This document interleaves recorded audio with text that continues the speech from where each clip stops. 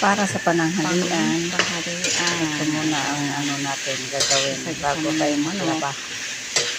Ang aking menu is chicken with oyster sauce. Ito. Ayan. Singkutsa muna natin ang manok. Ito Sayote yung at repolyo. gulay, sayote at cabbage. Ito naman ang pampabango, mapawala ng langsa.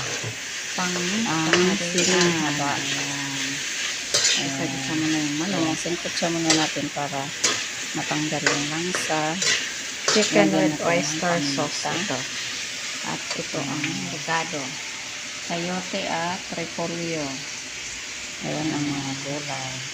Ayan. Ito na.